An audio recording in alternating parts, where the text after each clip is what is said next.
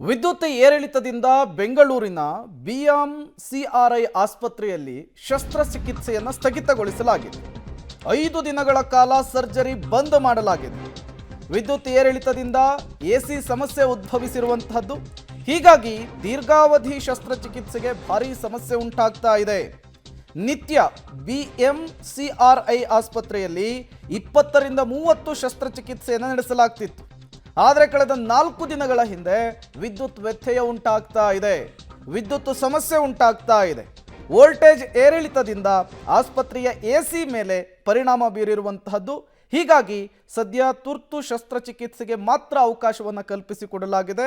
5 ದಿನ ಯಾವುದೇ ಕಾರಣಕ್ಕೂ ಸರ್ಜರಿಯನ್ನು ಮಾಡಲ್ಲ ಅಂಥೇಳಿ ಆಸ್ಪತ್ರೆಯ ಆಡಳಿತ ಮಂಡಳಿ ತಿಳಿಸಿದೆ. ಮತ್ತಷ್ಟು ಡೀಟೇಲ್ಸ್ ಅನ್ನು ಕೊಡ್ತಾರೆ ಲೋಕೇಶ್, ನೇರ ಸಂಪರ್ಕದಲ್ಲಿ ಜಾಯಿನ್ ಆಗಿದ್ದಾರೆ. ಲೋಕೇಶ್, ಬೆಂಗಳೂರು ರಾಜಧಾನಿಯಲ್ಲಿಯೇ ಈ ಪರಿಸ್ಥಿತಿ ಅಂದರೆ ಹೇಗೆ ಅಂಥೇಳಿ, ವಿದ್ಯುತ್ ವ್ಯತ್ಯಯ ಅಂಥೇಳಿ ಗೊತ್ತಾಗ್ತಾ ಇದೆ, ಕಾರಣ ಏನು, ಜೊತೆಗೆ ಏನು ಹೇಳ್ತಾ ಇದೆ ಆಸ್ಪತ್ರೆಯ ಆಡಳಿತ ಮಂಡಳಿ ಅಂತ?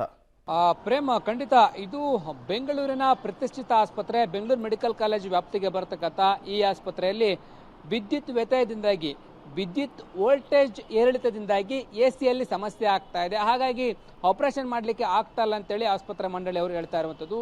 ತುರ್ತು ಚಿಕಿತ್ಸೆ ಇರ್ತಕ್ಕಂಥವ್ರಿಗೆ ಫ್ಯಾನ್ ಹಾಕ್ಕೊಂಡು, ಏರ್ ಕೂಲರ್ ಹಾಕ್ಕೊಂಡು ಆಪರೇಷನನ್ನು ಮಾಡ್ತಾ ಇದ್ದಾರೆ. ನಾನ್ ಎಮರ್ಜೆನ್ಸಿ ಇರ್ತಕ್ಕಂಥ ಪೇಷಂಟ್ಗಳಿಗೆ ಡೇಟನ್ನು ಕೊಡ್ತಾ ಇರುವಂಥದ್ದು. ಮುಂದಿನ 5 ದಿನಗಳ ಕಾಲ ಇನ್ನೂ ಕೂಡ ಶಸ್ತ್ರಚಿಕಿತ್ಸೆ ಮಾಡ್ಲಿಕ್ಕಾಗಲ್ಲ, ಆಗಿರುವಂಥ ಟೆಕ್ನಿಕಲನ್ನು ಸರಿಪಡಿಸಿದ ಬಳಿಕ ಆಪರೇಷನ್ ಮಾಡ್ತೀವಿ ಅಂತೇಳಿ ಪ್ರಕಟಣೆಯನ್ನು ಬಿಟ್ಟಿರುವಂಥದ್ದು. ನಿಜಕ್ಕೂ ಇದು ಶೇಮ್ ಅನ್ಸುತ್ತೆ. ವೈದ್ಯಕೀಯ ಶಿಕ್ಷಣ ಇಲಾಖೆಯ ಸಚಿವರು ಇದರ ಬಗ್ಗೆ ಗಮನವನ್ನು ಹರಿಸಬೇಕಾಗುತ್ತೆ.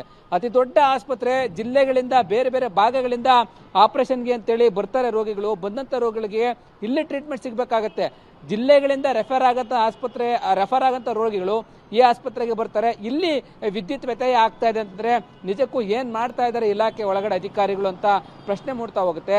ಕೂಡಲೇ ಎಚ್ಚೆತ್ಕೊಂಡು ಆಗಿರುವಂಥ ಸಮಸ್ಯೆನ ಸರಿಪಡಿಸಿ ರೋಗಿಗಳಿಗೆ, ಎಮರ್ಜೆನ್ಸಿ ಇರ್ತಕ್ಕಂಥ ರೋಗಿಗಳಿಗೆ ಫ್ಯಾನ್ ಹಾಕ್ಕೊಂಡು, ಏರ್ ಕೂಲರ್ ಹಾಕ್ಕೊಂಡು ಆಪರೇಷನ್ ಮಾಡ್ತಾರೆ ಅಂತಂದರೆ ಯಾವ ಮಟ್ಟಕ್ಕೆ ವೈದ್ಯಕೀಯ ಶಿಕ್ಷಣ ಇಲಾಖೆ ಬಂದಿದೆ ಅನ್ನೋದನ್ನು ಇಲ್ಲಿಗೆ ನೋಡಬೇಕಾಗತ್ತೆ.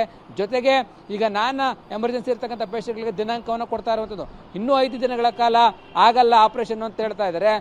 ಬೇಗನೆ ಈ ತಾಂತ್ರಿಕ ಸಮಸ್ಯೆಯನ್ನು ಸರಿಪಡಿಸಿ ರೋಗಿಗಳಿಗೆ ಸಮಸ್ಯೆ ಆಗದ ರೀತಿಯಲ್ಲಿ ಕ್ರಮವನ್ನು ವಹಿಸ್ತಾರೆ ಅನ್ನೋದನ್ನು ಕಾದು ನೋಡಬೇಕಾಗಿದೆ. Prem. Okay, thank you Lokesh ತಮ್ಮೆಲ್ಲ ಮಾಹಿತಿಗಾಗಿ.